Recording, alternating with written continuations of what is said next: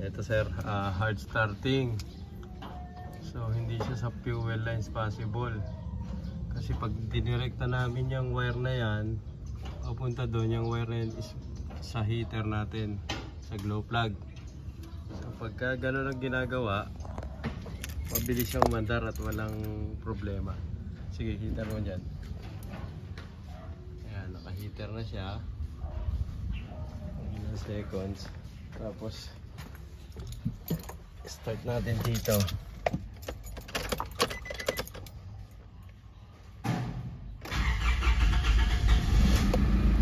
Okay, start agad siya. Pero malamig pa ngayon, cold start. Patayin ko.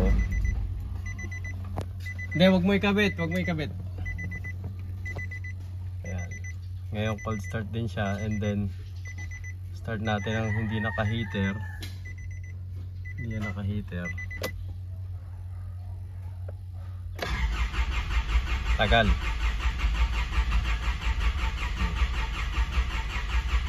Akala mo malolobat. Sige, sige, heater mo. Ikabit mo rekta.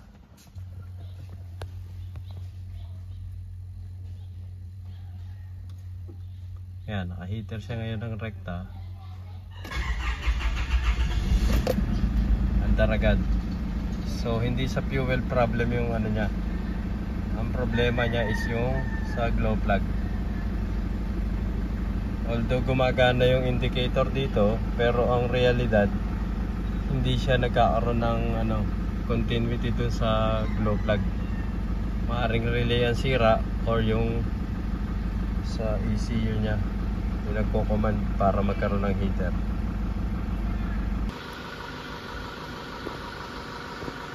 Ayan sir, ito cold start ulit ha.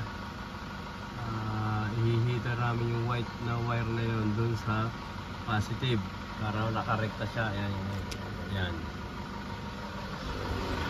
Sige, ano mo na.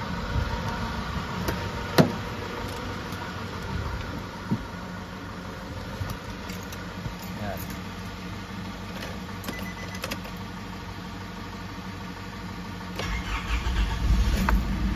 Yan, hindi ko inapakan yung ano yan.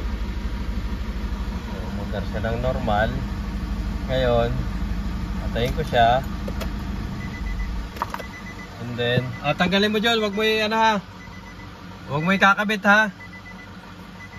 Yan sir, kumandar siya na normal kanina. Ngayon hindi siya nakakabit doon yung sa battery heater. Start natin. Tagal.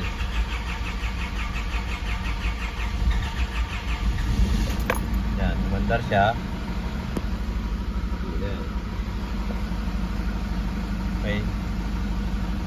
So yung heater mo, hindi siya gumagana.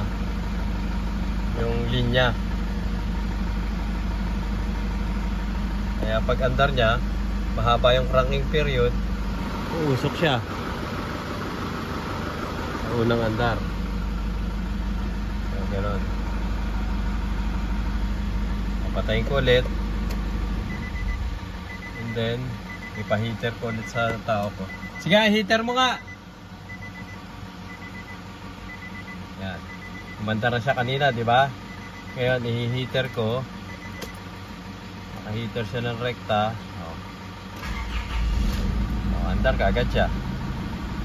So, ibig sabihin, yung heater plug mo, hindi siya nagbabaga. Kasi yung continuity ng current, hindi gumagana. So, ganon.